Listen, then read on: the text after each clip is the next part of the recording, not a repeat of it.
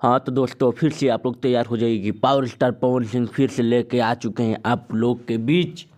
एकदम ही अलग ही अंदाज में लेके आ गए हैं पावर स्टार पवन सिंह कमरिया पे साड़ी। तो देखिए आप लोग एकदम तैयार हो जाइए सुनने के लिए, क्योंकि दिल्ली में 4-5 गाने का शूटिंग हो रहा है शब्बीर अहमद के साथ।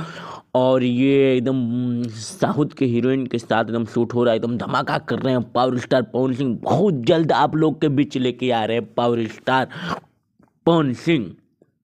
तो जैसा कि दोस्तों देखिए, ये कुछ वीडियो हमारे पास आया था तो आप लोगों को हम दिखाना चाह रहे थे, टीचर इसका और गाने का और बोल का। तो आप लोग देख लीजिए, और जो लोग चैनल को सब्सक्राइब नहीं किए हैं जल्दी से मेरे चैनल को सब्सक्राइब करिए, लाइक करिए, शेयर करिए, क्योंकि दोस्तों और बहुत जल्द आप लोगों के बीच में लेके आ रहा हूँ एकदम अलग ही अंदाज में सॉन्ग पावर स्टार